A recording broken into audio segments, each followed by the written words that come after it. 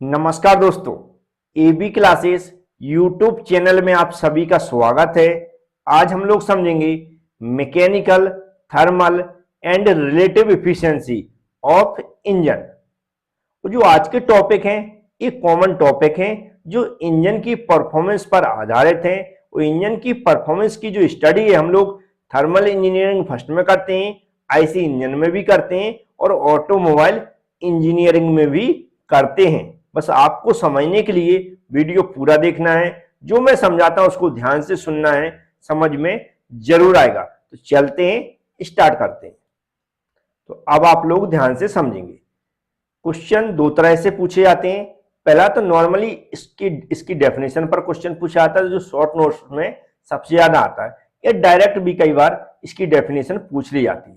तो डिफाइन करने का तरीका है, जो इसका फॉर्मूला है उसी के आधार पर इसको डिफाइन किया गया कि जो हमारी ब्रेक पावर है और जो इंडिकेटेड पावर है, इन दोनों के अनुपात को हम लोग क्या बोलते हैं?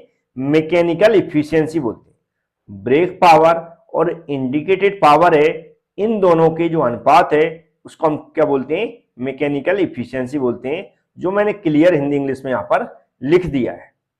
इसको हम किस में निकालते हैं? परसेंटेज में निकालते हैं, ये भी आप याद रखें। और इफिशियंसी कोई भी यूनिट नहीं होती, क्योंकि कई बच्चे ये भी क्वेश्चन पूछने लगते हैं कि सर यूनिट क्या है, तो परसेंटेज में निकाला जाता है इसको। तो पहली बात भी आप समझ गए। अब कैलकुलेशन की बात करें तो क्वेश्चन के अंदर जो भी ब्रेक पावर दी रहती है और जो इंडिकेटेड पावर दी रहती है, तो हम यहाँ पर कैसे लिखेंगे? जो भी ब्रेक पावर दी रहेगी उसको लिख देंगे, और बटे में इंडिकेटेड पावर दी रहती है उसको लिख देंगे, और इंटू कितने कर देंगे? 100 का कर देंगे। तो ये किस में निकल आएगी? परसेंटेज में निकल आती है। इस तरह हम इसको कैलकुलेट करते हैं। अब एक्चुअल में आपको पता होगा मैकेनिकल एफिशिएंसी होती क्या है। तो इंजन का जो एक्चुअल परफॉर्मेंस है वह क्या है? मैकेनिकल एफिशिएंसी है। क्योंकि हम लोग जानते हैं जो इंजन के अंदर पावर डेवलप होती है फ्यूल की जलने से, वह होती है इंडिकेटेड पावर, जो हमें आउटपुट मिलता है वह होती है ब्रेक पावर।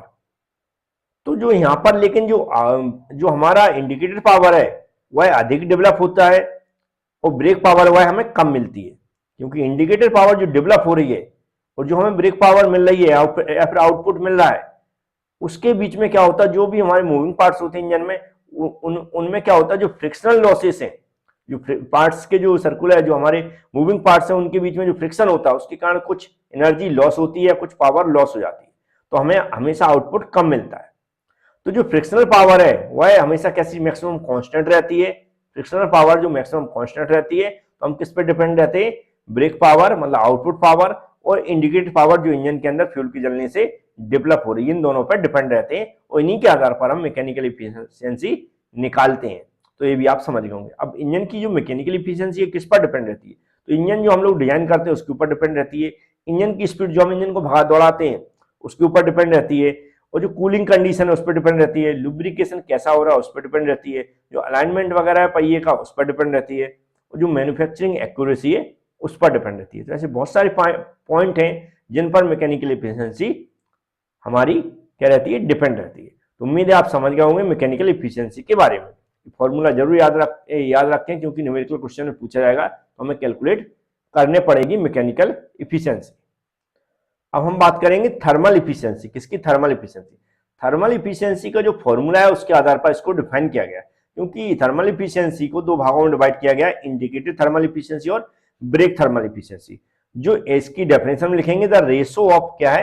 ब्रेक पावर और इंडिकेटेड पावर, मतलब या तो ब्रेक पावर होगा या फिर इंडिकेटेड पावर होगा, दोनों में से कोई एक हो सकता है। एंड जो हीट एनर्जी ऑफ फ्यूल ये है उसे हम क्या बोलते हैं? थर्मल इफिशियंसी बोलते हैं। अब जैसे मैंने कहा, यदि हम इंडिकेटेड पावर की बात करें तो आईपी इंटू 60/W इंटू क्या हो जाएगा? क्यू हो जाएगा। यदि हम ब्रेक थर्मल इफिशियंसी की बात कर रहे हैं तो हमारा बीपी लिखेंगे यहाँ पर 60 इंटू हो जाएगा बटे W इंटू क्या हो जाएगा? क्यू हो जाएगा। क्यू क्या है? यहाँ पर कैलोरीफिक जो फ्यूल है उसकी एनर्जी हो गई। इसके अलावा जो हमारा W क्या? वेट ऑफ फ्यूल सप्लाई है। तो जो भी डाटा दिया रहता है उन डाटा को हम लोग क्या करेंगे? इनमें पुट करेंगे और इन दोनों को बड़े आसानी से कैलकुलेट कर पाएंगे। उम्मीद है ये भी आप समझ गए होंगे। अब यहाँ पर जो रिलेटिव इफिशियंसी है इसको भी इसके फॉर्मूले के आधार पर डिफाइन किया गया है। फॉर्मूला याद रखना इसलिए जरूरी है क्योंकि न्यूमेरिकल क्वेश्चन पूछा जाएगा तो वहां पर कैलकुलेशन के काम आएगा। तो यहाँ पर क्लियर देख रहे हैं आप, जो इंडिकेटेड थर्मल इफिशियंसी है और एयर स्टैंडर्ड इफिशियंसी है, जो इंडिकेटेड थर्मल इफिशियंसी है और एयर स्टैंडर्ड इफिशियंसी है, इन दोनों के अनुपात को हम लोग क्या बोलते हैं, रिलेटिव इफिशियंसी बोलते हैं। क्या बोलते हैं, रिलेटिव इफिशियंसी बोलते हैं।